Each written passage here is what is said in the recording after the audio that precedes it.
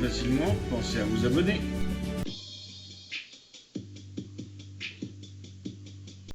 Rappelez-vous, à la fin de l'épisode précédent, nous étions installés au bord du lac Siljan. Nous profitons de cette belle matinée pour aller faire un tour au bord du lac.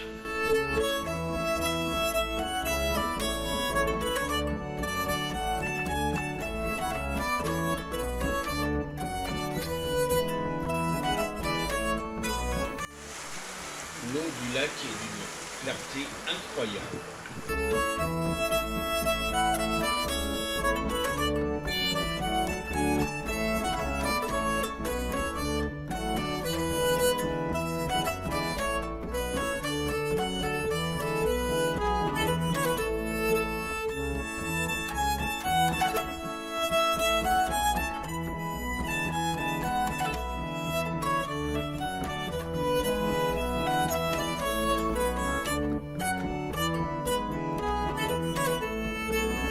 C'est dans ces petites maisons de bois que les fidèles mettaient leurs chevaux pour les protéger du froid pendant la messe.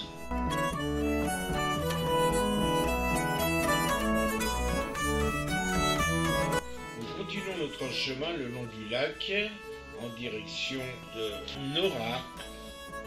Mais avant, nous bifurquons vers le village de Nusnas. En le traversant, nous avons vu des maisons de toute beauté, d'une grandeur incroyable, toujours de la couleur du rouge de Fallen.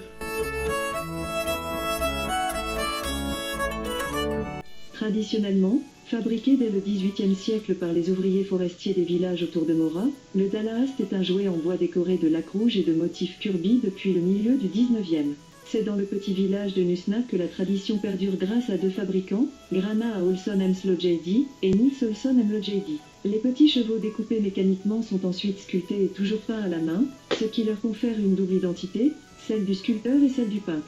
Ils sont tous uniques avec leur propre personnalité et signés. Aujourd'hui, ils fabriquent aussi des sabots et des jouets. Nous continuons notre route vers Murat en longeant le lac et traversant aussi de magnifiques forêts. Nous arrivons à Bolnas, toujours sur le lac Siljan.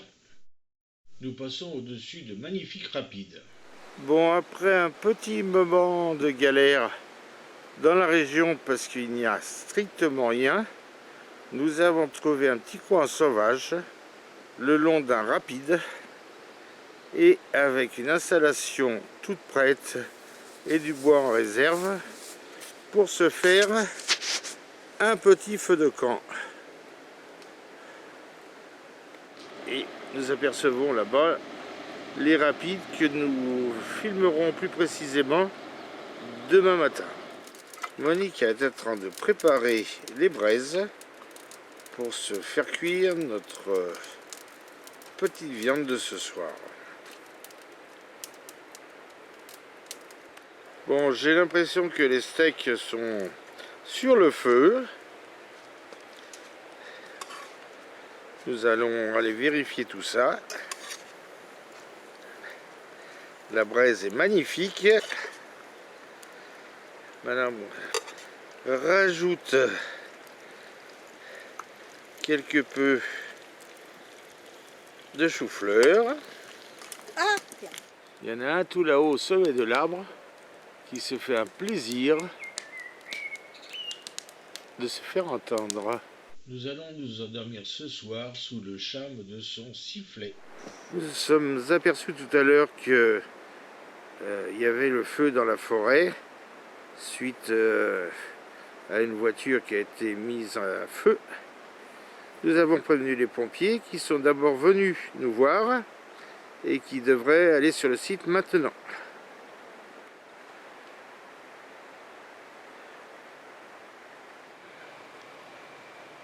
C'était rapide à éteindre et bien heureusement, il ne reste plus que, à mon avis, la carcasse de la voiture. Nous sommes rassurés maintenant.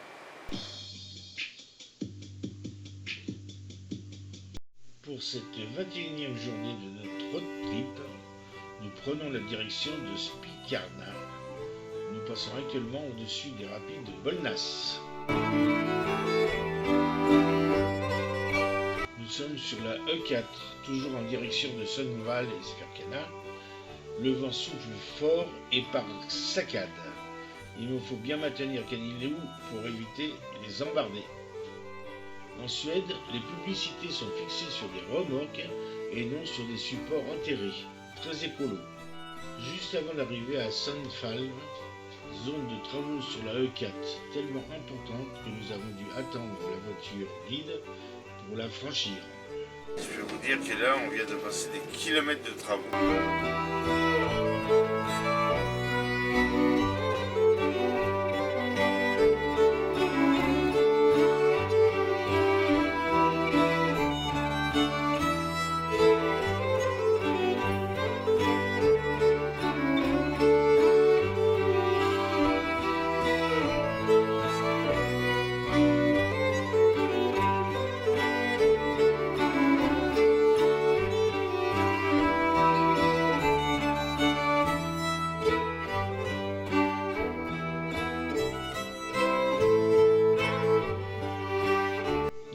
Spirkena, ancien village de pêcheurs, transformé en village de résidence secondaire, mais tout en gardant le cachet d'origine. Il est 16h30, la température extérieure est de 17 degrés, mais avec le vent qui souffle aujourd'hui, c'est glacial.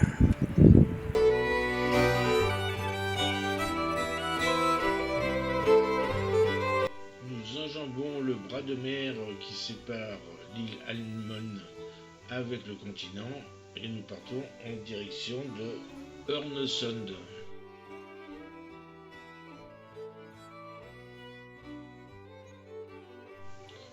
Installés sur un parking gratuit, spécial camping-car le long du quai, nous profitons de la tombée de la nuit pour aller faire un petit tour le long du quai.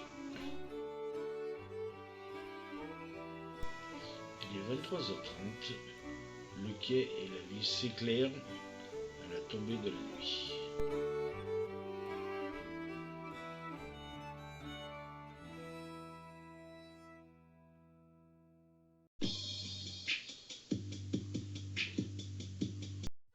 Ce matin, nous quittons la ville de Hornesen en direction de Umeå, puis Robertsfjord.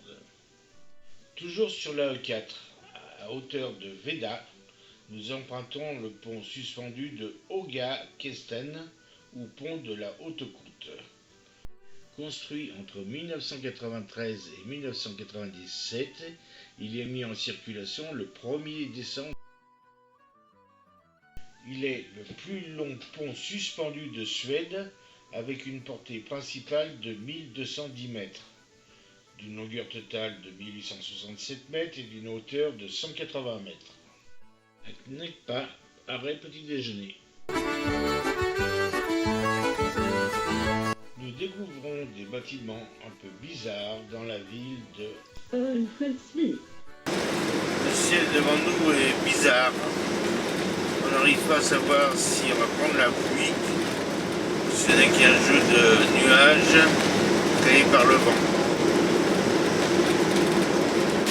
Bon, si tout à l'heure on avait un doute, on n'a plus de doute du tout maintenant. Il pleut. Il pleut. On est à une trentaine de kilomètres d'Umeå. Voilà. Je pense qu'on va s'arrêter dans le coin. Vous montez légèrement plus haut. On a repéré un truc. Voilà. On vous tiendra au courant. Ah, et en plus de la pluie, la température extérieure est de 5 degrés, donc bientôt on va peut-être avoir la neige. La pluie est heureusement terminée. Nous avons quitté la E4 pour se rendre à une herbe, mais celle-ci étant bondée et pas sympathique du tout, nous reprenons une petite route et allons s'installer en sauvage dans le village de Bygdeå. Pour me retrouver facilement, pensez à vous abonner. N'oubliez pas de liker